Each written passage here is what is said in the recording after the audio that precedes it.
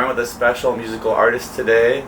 He's going to share a little bit about how he first got into music. Abey. So I grew up in a really musical family. So sang at church all the time, and weirdly enough, actually, my oldest brother was in a punk rock band. He's 10 years older than me. So I was indoctrinated with Fall Out Boy, like when they first started, all that punk rock. And he made an album called Yellow Snow, and he recorded it and everything in his room with all his buddies. So I was always intrigued. I'm like, oh yeah, I want to be a musician. And then, all my other brothers played the piano and the guitar, and they sang and stuff. And so I would write songs, but I was always super shy because, no shade to my parents, but they're very real.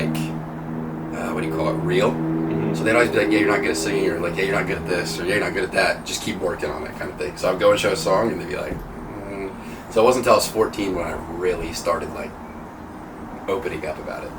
And so I played the piano, the guitar, the ukulele. I can do rhythm on the drums and stuff, and I've been doing Logic and producing and stuff since I was 13 or something.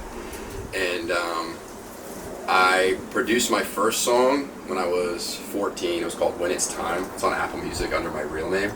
I have actually 10 demos on there. Okay. I didn't know what EQ was. And I was just throwing reverb on it, and it was just yeah, you know what I'm saying? Literally straight in, no auto-tune, no nothing. I didn't know how to do that work. And I didn't release those projects until I was 16. And but it took me playing live shows with my brother right above me. So we played gigs from basically my whole high school career. And yeah, that's pretty much how I started though. That's how I got into it. You mentioned that you have some music under your real name. Yeah. And now you have an artist name. What kind of went into creating your artist name? So I had been I make fitness content because I wanted to blow up for music, obviously. That's my goal. But I knew that, it takes clout. It takes some hard work. And so I made a fitness account when I was first trying to blow up for music. And it was going well. And then when I started to do my music, it almost felt like, I'm trying to think. It was they couldn't differentiate. It's this fitness guy, he also tries to make music because Addison Rae makes music. Everybody's trying to make music. Yeah, everyone has. all the athletes, Yeah, everybody wants to be a rapper. Waller became a rapper for a year. Yeah. Wait, who did? Devin Waller, the tight end for Yeah. He's on the Dolphins now, but he was on the Giants for a while. That's actually so funny, and I'm trying to think. It was just cringy, and I would I was trying, but people were okay, hang it up, bozo. Everybody did coworker music, and I would just get kind of hurt or whatever. But it actually wasn't until I met, do you know Games We Play? Oh yeah. Yeah. Emin met me through my fitness stuff. He didn't even know I made music.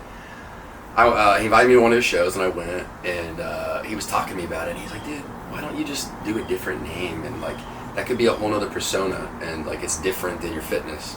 And I really thought about it, and it didn't really take me long to take his advice. And the first thing I thought of was okay, what would my nickname be?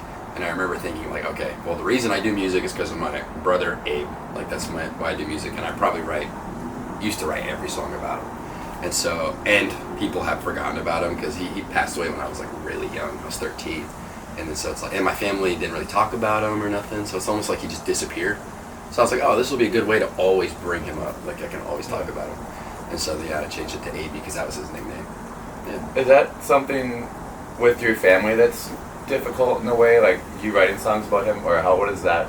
Yeah, dude, really difficult. That's funny you asked that, dude. Actually, me and my mom were just talking about it. She's like, I'm you're not my audience. I'm gonna block you. You don't have to see it, kind of thing. But no, seriously, that's why I was so insecure about my music for so long. Because I've been writing with other people.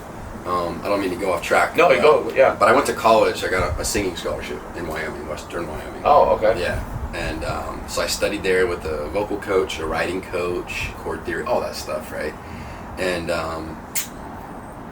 what was I getting? Okay, I met some guy, shout out DeHusta, love you, Dallin. DeHusta makes what do you call it? It used to be nerdcore music, Five Nights at Freddy's, CG5, stuff like that. Yeah. And he works with all those guys. He really pulled me into the music world. So he helped me write. I was writing with him. He showed me everything. So So going back, what was the question again? Sorry, I lost. We're talking about. Is it hard to talk? Yeah. So before that though, and even up until this like last year, I always code my songs because I know my mom is listening to the lyrics. Like seriously, dude. Like she's like, what is this? What is this about? So I'm like, and I'm just like, I don't know, dude. It just freaked me out. In my hometown too, people are like, what's this song about? You know, what's this song about? So I never wanted to talk about the meaning of my songs ever. Yeah. So yeah, it really is hard. And my siblings too. They're like, what's this about? yeah. Why you keep singing about the same thing? And I'm like, cause dude, I didn't get it right the first time. Is that hard to like? No, like it's hard enough as an artist to figure out like what you want to say and how you want to say it, but then to take it like another layer and try to write something in a way that maybe won't reveal too much what you're talking about. Does that add a layer of difficulty to it? Yeah, it does. Cause I write songs really fast, and I always write it really raw. I'm like, this is exactly how I'm feeling. There's no hyperbole, no nothing, right? Yeah. But then I will go back and I'm like, okay, this relates to this in life. Like I'll seriously sit there and think that, and I'm like, okay, change the lyrics so they'll think it's about a girl, or change the lyrics so they think it's about this. Yeah, it really does make it hard. And I always made me feel like my music wasn't really good too, because it sounded too generic. And people have told me, your lyrics are really generic, but because I never told them The meaning behind them. Yeah. Okay. I mean that makes sense though. Yeah. Was that hard starting out your career with music? Because I feel like a lot of times when people start out with music, like your support group is like your couple siblings or your couple, like close friends that are like, everyone else kind of like, like I don't know if this is it yet, but then like your close friends and your family are usually the ones that are like, yeah, keep doing this. So like if they were like a little bit on the fence with it being about your brother, was that hard to like keep going with it? Yeah, no, it really was. I'm laughing, dude, because I'm like, I do write a lot of songs with my brother, but I also just write like a lot of songs. Like it's just how I express. That's how it started. Yeah. I'm like, the first song I ever wrote was about a girl I was like in love with. And she liked my older brother because he played the piano. So I was like, I'm gonna write a song about her. But then I was like, well, if people hear it and it's about her, I'm cooked. Yeah. I don't know. Shoot, sorry, I lost my train of thought. So ask for it one more time. Put me.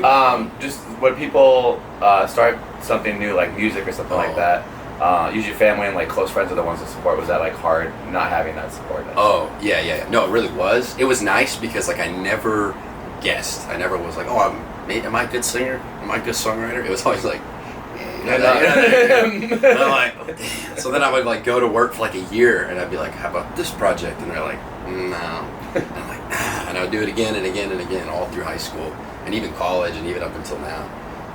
So yeah, that was hard. That's probably been my biggest struggle is the confidence in it, just because like I feel like I'm too real about stuff.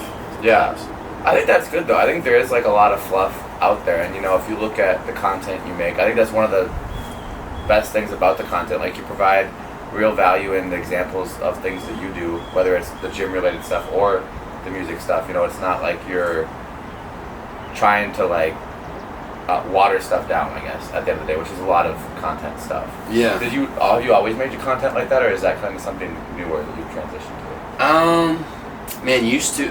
It's funny you asked that. It's funny you say that because now I'm connecting the dot. Dude, you're like my therapist. Swear to God, when I started fitness content, I'm like, what can I do to make people just like me, but also I don't have to share anything that's like really vulnerable. So I would try to post like an influencer. I'd be like, what's up guys, today, da da da da, and nothing would hit. So then one day I was like, oh, damn it, what do I do? And I remember thinking, what's my biggest insecurity? I was like, taking my shirt off in public. So I made a video about it. Dude, popped off. And I was like, oh, people like it when you're vulnerable and real. So that's what's, swear to God, I wanted to not be vulnerable, but they're like, yeah, we don't care. We don't care until you do it, so. Yeah. It's been the same for music too, dude. I posted that one video about Fine, my videographer records me. I'm like, I see, he tells me after, and I'm like, damn it, dude. And he's like, you should post that. And I was like, I sat there, dude, wrestled with it. It was hard. Yeah, no, that video, I remember seeing that video, and I obviously had seen some of your music stuff before that, but I was like, oh, that video was like going crazy by the time I saw it, which is kind of weird, because how the algorithm works is weird. Like, I'll see like small videos sometimes of people I follow, but then sometimes I'll see a video from someone I follow, like, obviously way late, because it's like, already gotten massive, and you're like, I don't know why I'm just seeing this now. But, yeah. Like, it is funny how that works, yeah. How how long ago did you transition into more of, like, when did that vulnerability piece start coming in? Like, I know music was pretty recent, but like the gym stuff, when did you kind of make that switch? Oh yeah, okay. Real vulnerability would be this last year when I actually moved to Nashville. Okay. Yeah, really, because I was like making, go in the store, I'd be like, this is 0 calories, whatever, just try to help people lose weight. But then, actually my buddy Blake, I don't know if you know the nutrition narc, he's got 2 Lamborghinis, he's like, got like blonde hair, I think glasses. I've just seen him from your stuff, yeah. Okay, yeah. So he's like pretty big in the fitness, he's like an OG, and he's like my greatest homie, super real with me. He's like, he always makes fun of me in real life, he'll be like, dude, you do this and this and this and this, why don't you tell people like how it actually is, like people will feel less alone. And I was like, no, I'm not doing it. And then he's like, so I did. And I just made a video about like my binging, because I used to like have a struggle with binging and all that. Yeah. And then it popped off and I was like, alright.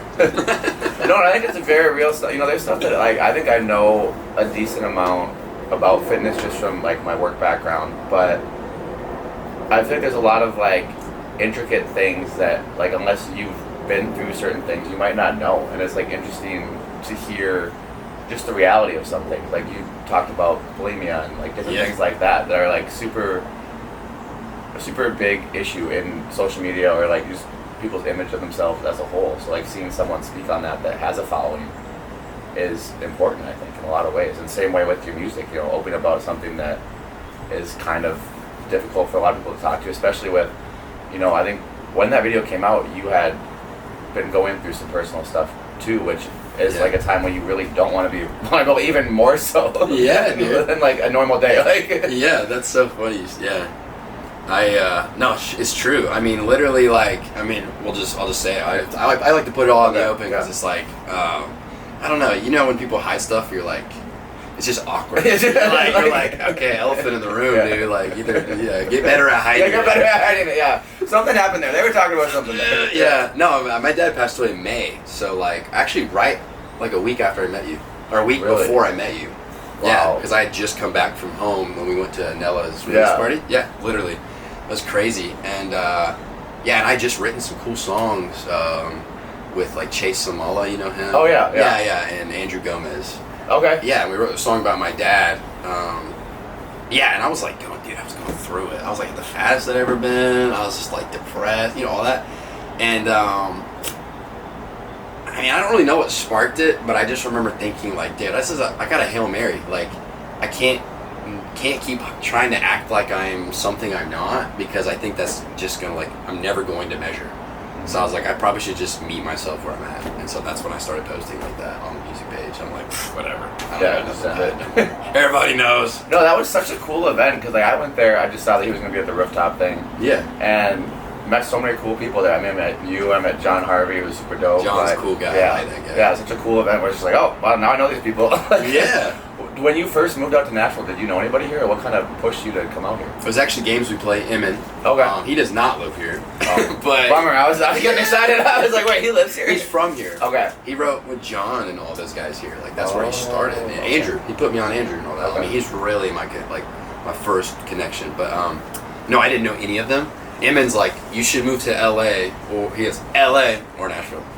LA or Nashville. And I'm like, oh, Nashville. You know what I'm saying? Because I was doing a lot of remote work online, through Discord rights. Have you ever heard of that before? I've heard of Discord, but what do you mean Discord rights? So you get on, you can live stream on Discord. And so I would get on with producers or vice versa, and we would write and we would build the tracks and stuff. And then I would go in and make the songs later and then send it back for them to mix. Okay. So I was like, oh, I can live in Florida and do my thing. But Evan's like, nah, you gotta move. You gotta move. So I Hail Married and I didn't know anybody. And so I'm trying to think how I honestly, I just went to Writer's Rounds because I learned what that was. I was like, oh, writer. And then that's where it started. And I just started meeting people. And then Emin put me on. John texted me, or actually met John at Emin's concert at the basement. Oh, super cool. Yeah. Okay. And so then that was my first foot in the door. And then John was super kind and was like, dude, come to my release party. And then I just started meeting people and then just sparked from there. Super cool. Yeah. Yeah. No, I only know games we play because of, I think Braden Bales opened for them on tour at one point. Mm-hmm. Yeah. Yeah. And then I found his stuff through that, and I was, and then followed him, and then stuff kept popping up, and I was like, his music's actually really good. Sometimes you You find someone because they're like connected to somebody, and you're like, oh, I'll probably listen to their music, but then you like, life happens, then like his stuff would pop up on my page and be like, oh, I need to like listen to more of this. It's really good stuff. Yeah, it took me a while. I mean, I'll be honest. I told him, and I was like, he DM'd me the first time, and he's like, dude, I love your fitness content, and I didn't lie. I was like, bro, I don't know who you are. Like, thank you. I've never listened to your music, is what I said. Yeah. So that was the first interaction we had, and then like 7 months passed or something, because this is like 2023 or something, and then Eamon was like, hey man, I'm playing a show and da-da-da-da. You want to come? I was like, yeah, sure. Yeah, why not? Come on. And then I didn't even really like his music then. I mean, I liked it, but I was like, that's all right. Yeah. And then he came out with that If I'm Honest. Yeah. And I was like, oh, that's that. That's that shit. This is the song. Can I cuss? Yeah, you can say whatever. Like, that's that shit. I'm like, that's like We the Kings. Yeah. That's sick. Yeah. So, but yeah. It's funny how someone can have a song. I think music is so subjective. So like, if it has to find you like where you're at, right? Like you can't try and like, and same with making music, right? Like if you're not, you can write a sad song when you're not sad, but you kind of have to like dive into like the emotion of it to like make it good in a way. And same way, like when you hear a song, like it can be like a great song, and if you're not like ready to hear it, it's not going to be what it could be to you. Yeah, that's true. That's honestly true. I mean, I wrote one, this like all this sad stuff I'm doing, because I've got, man, I'm just gonna put it all on the table. So I've got two brothers that have, taken their own lives, which is like hard. Yeah. One right above me was a musician. We were like tight. He made like folk music and stuff, and I was more pop. And he, like, when he died in 2021. So my first brother died in 2013. Second brother died in 2021. I was like, I quit music. I was like, I'm done. Because it really, like, I would try to write songs. And I'm like, all I can write is like these depressing whatever, and it just hurts. So I was like, I'm done with it. I'm just doing fitness only. That lasted about a year. Yeah, I need to go back. I was like, dang, I'm depressed. No, I swear, dude. I was like at Alpha in Houston every day. I'm like, this is not what I want to do. And no, dude, but you do have to. It's almost like acting. Either you have to be in that thing or you're acting. Like, and opening up about all this has been so great, because I'm like, dude, I'm done. I don't really want to write these songs anymore. Like, I've got that emotion out. And yesterday I wrote this song for a friend, which I've never done. And it was, it's called Leading Me On. Okay. He just got played by, the Canon event where you get friend zone or whatever. Yeah. And I wrote in Nashville, really? That happened? Dude, the best dating pool, right? Yeah, the best dating pool. What? That would never happen here. No, dude, women here are 10 out of 10. Would recommend. My girlfriend lives here. Shout out her. Love you. Yeah. She is a great girl. Okay. But yeah, dude, it's you have to like either you can. Knox. Oh yeah. He's been a great inspiration for me, because he made a video and he was like, guys, I don't do anything. I don't have a crazy story. I'm from Ohio. I like Legos and Marvel Rivals. Yeah. And then when you listen to his music, it's just like stories. Yeah. And I was like, that's kind of cool. Like, he doesn't have to sit here and spill his guts all the time, which is not a bad thing. Like, right. You can spill your guts if you need to. Yeah. But yeah, I wrote that song yesterday and it was fire. I was like, and I felt good writing it, and I was like in his head and using some personal experience. So that's super cool. Was that like challenging in the way of like when you write a song about you know exactly like every detail, and you can pull from this whole experience, whereas the friend, you only get like one side of it. Is that hard to like tell the whole story, you think, like being from one perspective, or is it just you just lock in on that one perspective and just stay there and it's easy? It's actually more fun. More fun? Yeah, okay. Because when you don't have the full story, you kind of make stuff up. Okay. You can be a little bit of a liar. Yeah, like you can make it sound worse, you can make it sound better. Yeah, like they had because like this girl and him, this is my favorite part of the song I wrote yesterday. I'm really geeked for this one. It's like a little simple song. Yeah. But he and her drove like across the country, like together. But I said 40-hour drive up to Michigan, and they didn't go to Michigan. But I was like, whatever. Yeah, stuff like that. Yeah. It felt funny. I was like, Well, it's better too, because I think like if you like put too many like exact details in, then it goes the other way, and the girl's like, oh my gosh, you wrote this song about me. That's true. Yeah. Or now I can lie. Yeah. She's like, it's about me. I'm like, no. What do you mean, dude? You guys didn't go to me. Yeah, you're right. I like my favorite kind of music is breakup music. I just think it's the best, most raw, authentic music that you get. A lot of times it's like someone just went through a breakup, they make a song about it, And I'm always trying to find like new creative ways to like tease songs. And so I like breakup songs, so I'm gonna promote breakup songs on my page a lot. And I've had times where like I think I come up with a good video idea, and it's like, you know, about the breakup song, so I like tell this story and then go to the video and I'm like doing something. I've had girls like message me like, I can't believe you made this video about me. I'm like, this has nothing to do with this. Is about the song. Like, I'm promoting the song. Oh, no way, dude. I'm like, There's ego. Nothing to do with you. Nothing to do with you. Ego through the roof. Their egos through the roof. It's just about me making a video. Oh like, my god. It's not that deep. You should do preface it. It's not about It's not about you. But it is. But not, I'm just kidding. That's That's funny, dude. No, yeah. That's exactly like why I was scared for so long, though. It's because people would be like, you know, come at you for stuff. Yeah. Like, And then I tried going the other way with it, and I was like, I'm gonna just create these like scenarios. So I was like, oh yeah, I was walking down Broadway, and I like shared this girl this song, and like that never happened, but like.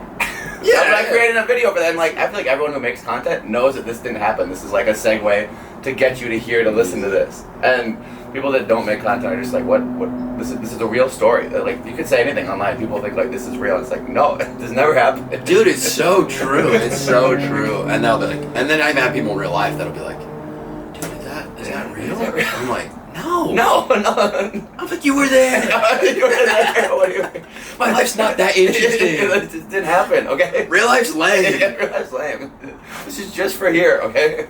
That's so funny. And you're pushing music right now for yourself? No, not for me, for other people. So I do the. I figured. I just thought for a second. I was like, no, I don't write anything myself. Okay.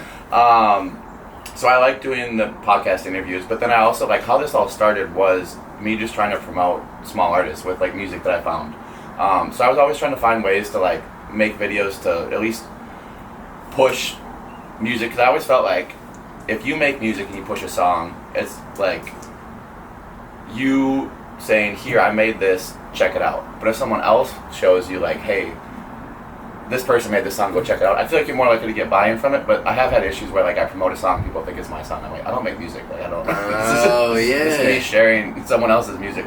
But like, so I'll do like different types of videos where it's like just a song playing in the background, or like I had this content series for a while. It was just like one of those long text things where it's like, you probably don't know the song, it's from a small independent artist. This isn't actually me singing, but I'm just trying to share good music with good people. Mm-hmm. And then I just had the song playing in the background, so it'd be like just a way to like share songs that were coming out as they were coming out, or like oldie stuff I found from smaller artists, just to like help new people find their music. So yeah, that's cool. No, I did see you do one. Was it David's new song where you put it over Taylor Swift's or something? Yeah. That was funny. Yeah. I thought that was funny. I thought that was good. No, honestly, that's cool that people are like, is that your song? Because honestly, that's like a good segue for you. That's a good hook. Yeah. Like, 'cause imagine how many times your voice, like, they'll be like, is that your, a different voice. They're like, is that you?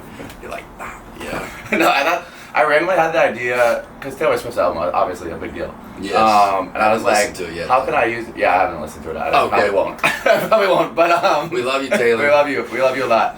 But no, so I like had this idea. I was like, I should use this to promote an independent artist. So I was like, what song's coming out this week that I like really like? And I recently switched to Apple Music, so I don't get Release Radar anymore. So I have to like dig a little bit. But I knew the song with Skis and David was dropping, so I was like, perfect. I'll drop this. And then people are like, this is like a Swiftie reached out to me. I was like, this is mean. Like, this isn't her. This isn't on the album. And then so I took it a step further.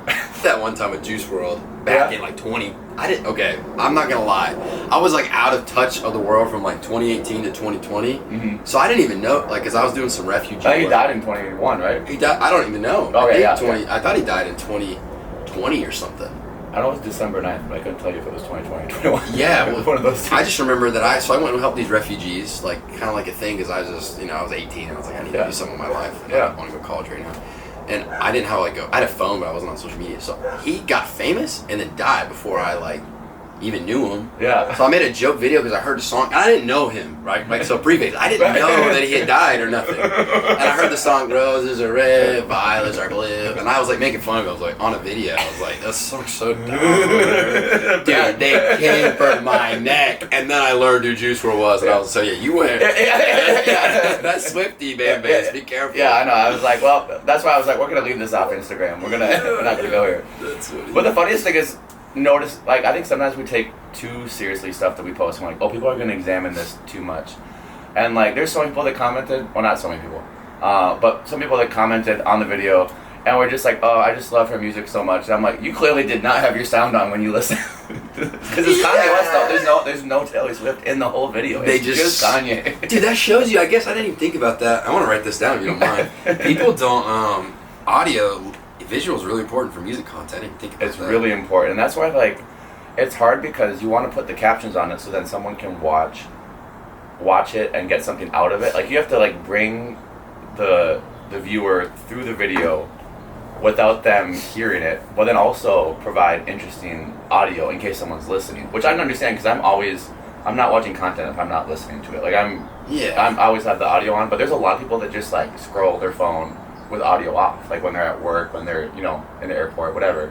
I just have headphones on, so I'm listening. Yeah. But there's definitely like a viewership that watches without sound. So like finding a way to like, which I think you do a good job of. Sometimes it's not captions, because I think sometimes it's hard to like really dive into the video if it's all captions. But if you have like, pictures over something, or like, like a words to like read to kind of like understand like what the video is, because something that I've also realized is people don't really read like the actual text you put with the video. Like they never read the description, dude. Yeah. I never post descriptions anymore, unless it's something like I'm like video done and I'm like link in bio, because I'm like just in case. Yeah, never, dude. That's a tip on TikTok. I started this and like 2 years ago, and I've never even gone back. No hashtags, no nothing. Nobody looks. Yeah, and it makes the video look cleaner, anyways. Yeah. So, anyways, keep going. And well, I think that's like the hardest thing too, is like figuring out what to write there. So I have kind of fallen into that where like I don't put as much pressure on myself anymore, because before I was like, I hate typing, I hate writing, I hate any journalistic piece that goes into like actually typing stuff up. I'm like, nah, I'm good. Yeah. I was homeschooled growing up, and I didn't. Well, homeschooling, you have two sides of homeschooling. You have people that do school all around the clock, and you have kids that just never do school. Okay. And I didn't do school till like 10th grade, and then I did like all my high school in 1 year. I went to college and was like, I'm good, I'll be fine.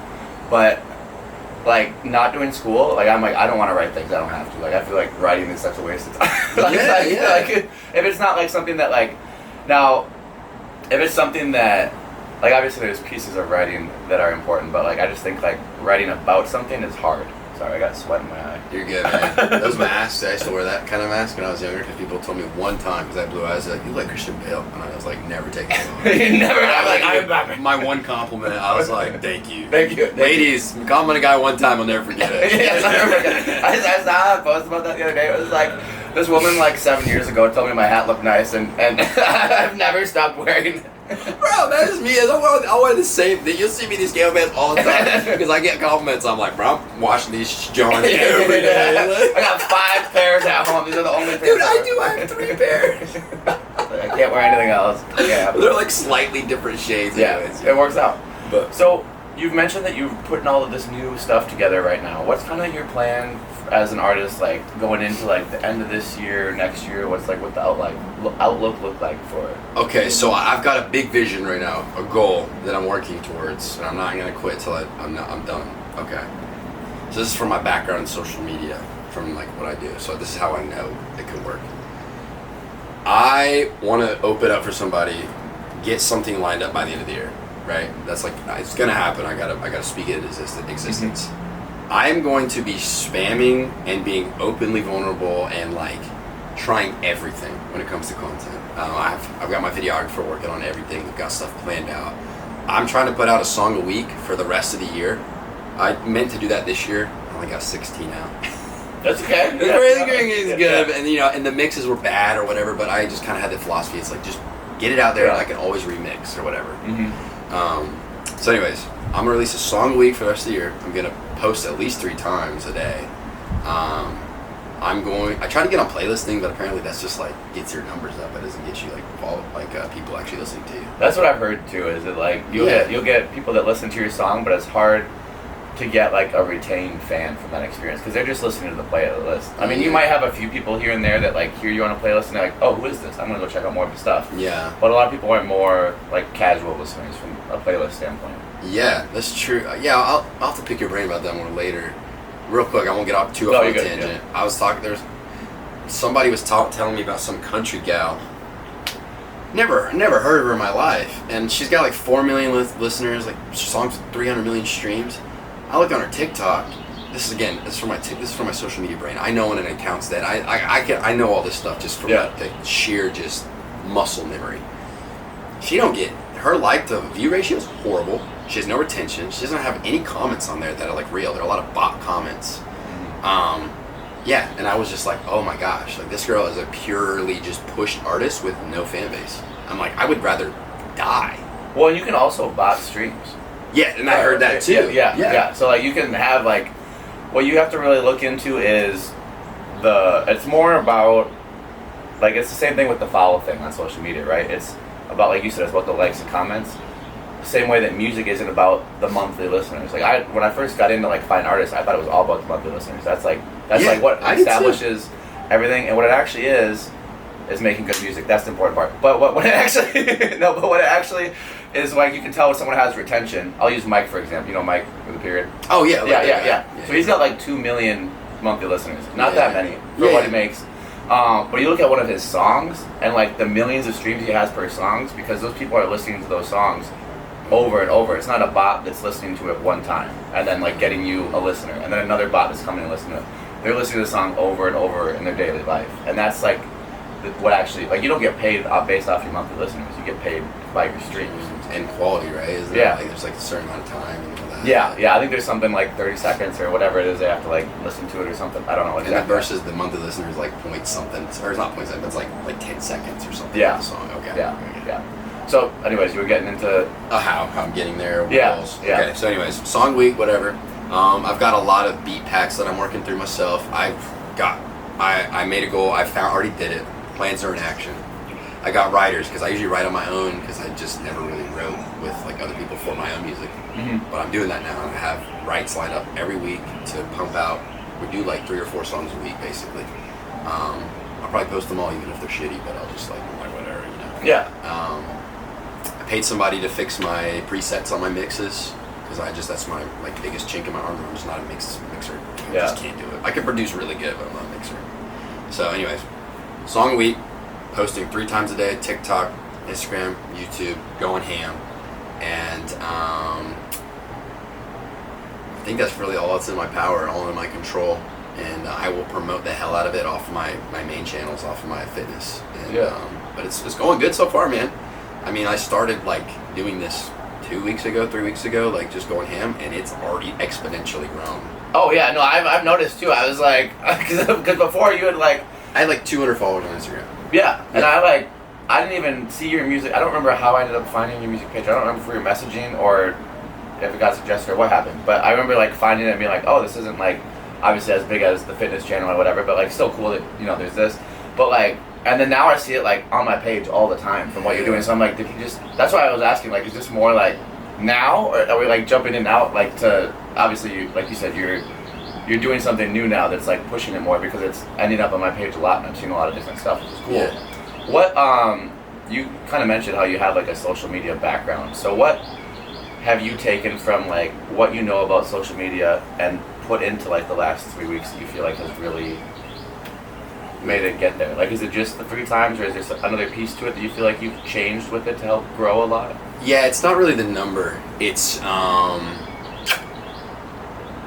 because I've always heard like Gary Vee talks about 3 times a day, and then randomly I'd see stuff on TikTok that people would be like, you gotta post 20 times a day. I'm like, all right, you guys just not gonna do anything else in your life? It's true. It's okay. I know what it is. I know exactly what it is. I can say it now. I can figure it out. So the number is just a goal.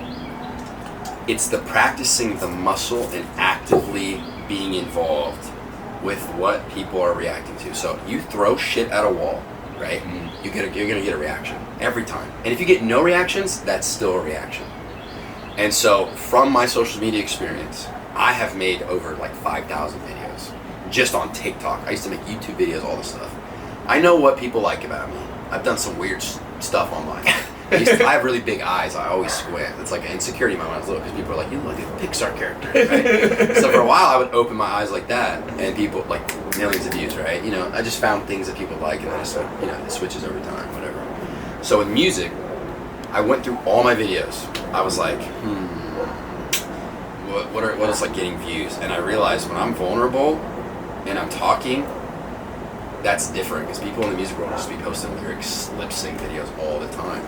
And then I was like, and also I have a weird story, so I'm like, that's interesting. So I started making a list, and so I started hammering it from all different angles on these ideas.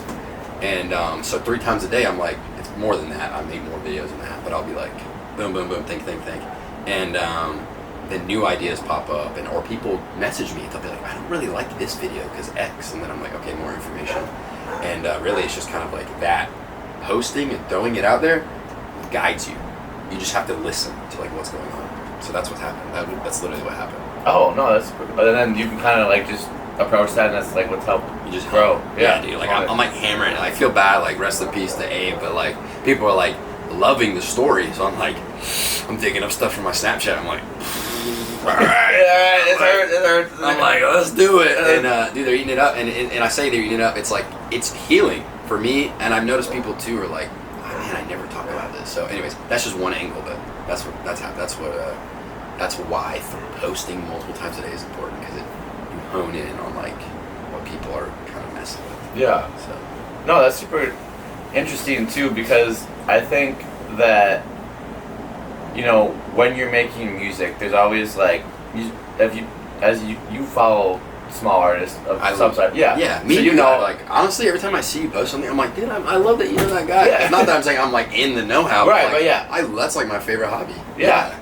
And when an independent artist finds something that works for them, everybody tries to do it the same way. Yeah, I tried to copy Graham for a while. Yeah. Dude, that's just not my cup of tea. Yeah, I'm just not Graham.